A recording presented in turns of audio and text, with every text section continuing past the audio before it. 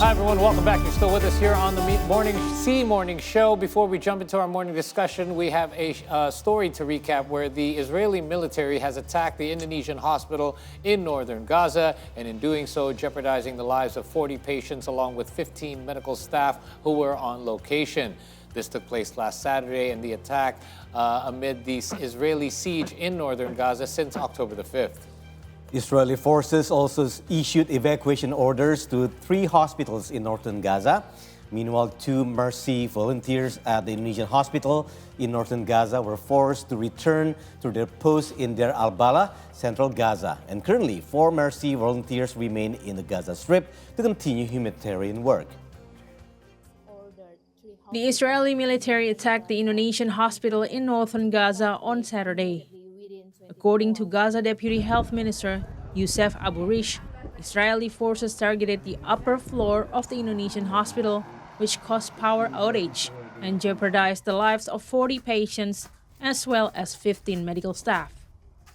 Some believe that Israeli troops also attacked a group of refugees who stayed at the hospital gate. Since mid of the night, the Indonesian hospital exposed to attack by the Israeli forces, and they attacked the second and third floor.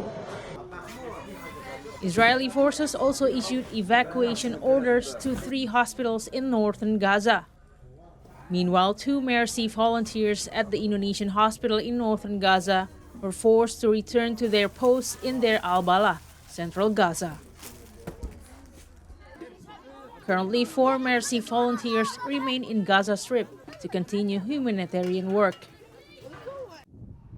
The deputy ministers also denounced the Israeli genocide and called on all hospital staff around the world to stand in solidarity with their colleagues in Gaza Strip.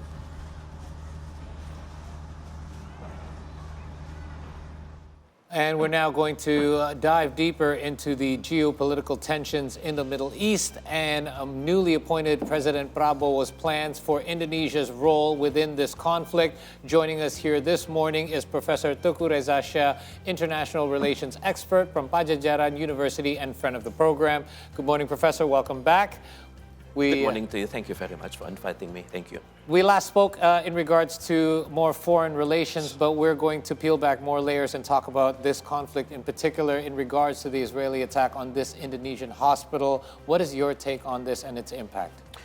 Well, firstly, seen from the international humanitarian law, this is a serial breach to the international law, especially rule number 31 and 35. It is totally forbidden. And then it has a psychological implication for the world that there is no more safe place for human and facilities in this part of the world. And for the Indonesians, this is a very touchy. We work very hard. This hospital represents the solidarity, the oneness of Indonesians. We show our special attention, our heart, our mind, our hand, of the Indonesian government, Indonesian non-government, non-state actors, and then people at the religious level, economic level, people on the ground, they're really safe. Their sense, even the smallest bits of their coins to help establish this hospital. And the hospital itself was officiated by our government. So it means it has touched the core of international law. It has also touched the core of humanity in this world. So it means a lot. And for me, the next step is total nakbah. So anything looks not Jewish has to be taken out of the world. No more streets, no more buildings, no more parks. They are as long as there is no Jewish name, Jewish symbols, would be cleaned. I think the next step of the Israeli is to organize a carpet bombing. Wow. If this is a area, make it a carpet and then bomb yes. Wow. So this may happen. So we may see a fearful situation in this part of the world. And I still remember that on Sunday, the President Prabowo reaffirmed on his speech that Indonesia's strong support towards Palestinian independence and pledged aid for civilians affected in the conflict. So what do you think the steps that should the President take later on? Well, the statement issued by the President during the first hour of his new status as a president is always important. It shows our deep concentration, our deep attention on the state of the Palestine. Our president has stated very clearly, but if we see from the theoretical perspective, there are steps. The destiny is far away. But the first one is the thought, words, action, habit, character, and destiny. The thought has been there. We have had this thought since the beginning because we owe the Palestinians for our independence. They prayed strongly in the Middle East so that when our delegations went to the Middle East to introduce this is Indonesia, please help us see the story of the grandfather of Anies Baswedan. Yeah. He easily gained support because when Muslims go to the Masjid Al-Aqsa, there was always praying by the leader of the mosque saying that at the moment our brothers and sisters in Southeast Asia, the name of the country is Jumhuriyah Al-Indonesia, is fighting for its independence. Please support them. So it was very easy. Well, it helped. This kind of message went throughout the whole Middle East and helped countries to support Indonesia. Well, beginning of the thought, yes, history is there. Words, Pak Prabowo has said strongly. And earlier on, Ibu Menlu, the Minister of Foreign Affairs, also stated strongly in the Indonesian Parliament, please take care of the Middle East. He said a very strong, please pesan saya, my message is please take care of the Middle East. Please always pay concern on the Middle East. Thought, words, action. So at this time, we need to pay attention on what we have been doing. Indonesian commitment with regards to the Palestine is 100%. It's always there. The problem is coordination with other countries in the world because oftenly they talk one thing at the summits of the Organization of Islamic Conference and also at the summit of the Arab League. But when it comes to implementation, they are not there. So thought, words, action. So I think the next step is habit. I think Indonesia needs to encourage countries all over the world, especially the like-minded countries in the UN. We have a strong bloc. Well, to be focused, to make this message as the core of their diplomacy, at least at the statement level, at the diplomatic documents level, and becoming if it is difficult to organize summit, let's say once a year, why don't we organize regional summits? Yes. So I sincerely hope Pak Prabowo could convey the message, and the most difficult one is to we call it restructure the United Nations, because the problem is there especially at the Security Council. There are P5, the USA, the Russian, the Chinese, and then the French and the UK. So there are always differences in these P5 countries in the Security Council. I think it's about time for Pak Prabowo. He has showed his thought, words, action, habit is to be made, becoming a character of Indonesia. The character of Indonesia is there, but the character of other countries are not there. Yeah. So in this case, Pak Prabowo needs to unite them all to make Palestine as the keyword, diplomatic keywords, and also regional conferences, regional meeting between leaders. And then from there, we go to produce a strong resolution inside the General Assembly, and also, if necessary, we approach countries in the Security Council to have a stronger words in their resolutions, because the fate of Palestine is there, and then maybe it could be the next step is the nuclear war. This is something it's hanging on a string. Definitely. Yes, at the moment Iran is ready to press the button, the Israeli is ready to press the button. In theory, this is called rational actor model. Are they ready to fight for a nuclear war or not? Are they rational people in Iran? Are they rational people in Israel? So this is we need to approach, because to be honest, we do not know at the moment who are the decision makers in Iran and who are the decision makers in Israel. If we could, Pak Prabowo should try to conduct personal diplomacy, or he organized, he sent his diplomatic team, huge diplomatic teams to Iran, to other Middle East countries, but not to Israel. Let Israel hear our indirect statement. Correct. And you mentioned as well that one of the strengths of our new president is his foreign diplomacy as well. Yes. In fact, he's very hands-on himself. In a previous administration, Yes. you mentioned Bu Menlu Retno Marsudi was at the forefront Yes. of all of these foreign relations. But now, President Prabowo has appointed Sugiono as Indonesia's new foreign minister. And what are your thoughts on his choice? Firstly, I respect Pak Prabowo's decision. This is his prerogative to find the best orchestra for Indonesian diplomacy. To be honest, I do not know Pak Sugiono as a person, but I'm impressed seeing his idiosyncrasies. He grew up somewhere in Sumatra. He did his elementary school, and then junior high school, and then he went to Java, and then he entered the what we call it, a military academy inside Indonesia, and he went overseas. Norwich is one of the top university. I think if we see Pak Sugiono, seeing his record, I could find that he has an excellent record in the area of managerial quotient, because he's part of the ruling party, and he's accustomed with the Indonesian Parliament, especially Commission 1, dealing with various issues, defense and security issues. He's there, and for long he has linked himself with the technical ministries. And this other strength is he's accustomed to the decision-making process, connecting the executive and the legislative. So in this case, I strongly believe that Pak Prabowo, that Pak Sugiono could lead the ministry correctly, and luckily he's supported with three vice ministers. Three, yeah? Yes. And 2 are coming from inside, and 1 is coming from outside, yeah?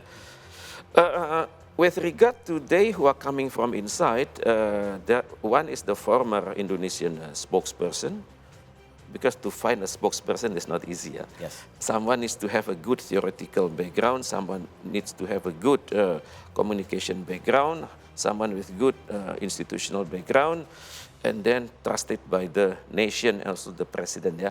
And then the other one is the former ambassador in Germany. Yes. He's known to be an excellent theoretician. His background is international lawyer. He was trained in the US. So I find this resembled to a flying geese. Yeah? Pak Sugiono at the front, and then accompanied by 3 vice ministers. And with regard to another one, Anies Mata, I think he has an excellent network of communication, especially among the youth inside Indonesia, and also countries in the Middle East and Middle East and the Arab League countries. So I could imagine that we could have an excellent diplomacy as always. And at first I'm quite confused. Why do we need to have 3 vice ministers? Then I think at the moment the international conferences, international decision making are more complicated all over the world. So it is very difficult for the minister to go on one direction of the world, and at the same time there is another one waiting. That's to right. have 3 vice ministers, I think would be very strategic. Very relevant at this time. So based on that coordination, especially when you mentioned about the international attention towards the Middle East and also Pak Prabowo, so how do you think this policy, especially foreign policy, could evolve in the next couple of years, especially amid the Middle East tension? I think with regard to policy, we are always consistent. We are always there, especially when we talk about Palestine. Ibu Menlu, our former foreign minister, Ibu Retno Marsudi, always said, inside Indonesian breath, there is always room for the Palestinian. So in this case, Indonesia, Palestine are like twins when it comes to foreign policy. Okay, but in this case, we need to acknowledge war is coming. War is coming, at least at the theoretical level. And there are countries involved, and they are with Iran, with Israel, and some countries are in between. That's why we need to encourage the Ministry of Foreign Affairs to create solidarities with all countries in Middle East, and also in the Middle East and also in the Arab world, to put their ideas at the higher level. Not just talking about war, peace, but thinking on the how do you want to be remembered? How do you want to be remembered? As a pro-peace or against peace? Are you solving the problems? Are you with the solution, or are you part of the solution, or are you part of the problem? I think that's why we have 3 vice ministers. I'm sure they will travel around, well, for the purpose of the Indonesian national interest. In this case, we need to try to find the Venn diagram between these conflicting parties, and also involving countries who are known to be consistent with peace, but oftenly they house American troops in their countries. So this is a very dangerous situation, because this is another kind of colonization. Some countries having considered themselves sovereign, but at the same time they house, oh my God, they house thousands of troops who have conflicting interests in this part of the region. I think there is a great work for Indonesia, and among others. If we recall the last meeting of the Organization of Islamic Conference plus the Arab League done in Saudi Arabia sometime in the 3rd week of November last year, we received a mandate from this summit to do more and to work with another, in total 8 countries, to help promoting greater peace and to utilize all resources owned by countries inside OIC and Arab League for this. So I think Pak Prabowo, in my opinion, Pak Prabowo will touch this issue, and to put Indonesia not only part of the 8, but in front of the 8. In this case, Pak Prabowo becoming the leader of the flying geese. Inside the country, we have a minister and then 3 vice deputy minister, but at the level of globally, Pak Prabowo at the front, he's the leader of the geese. There are 7 geese at the back. Well, because we have to be rich with ideas. We are far away, but in the heart of the Indonesian, the Palestine is there. So in this case, we must promote ideas. We must make other countries in this world aware that we need to prevent the cause of the nuclear war, and we also need to keep nurturing. Middle East is the cradle of civilization. So these ideas must be there as always, and in this case, it's about time for our new president to put his total leadership in this specific idea. Indonesia is safe, because theoretically it is said that foreign policy begins at home. Home is safe, Pak Prabowo. It's about time for you to do more. This is holy work. It's a sacred mission for Indonesia. And obviously our stance is very clear where we stand on the Palestinian issue.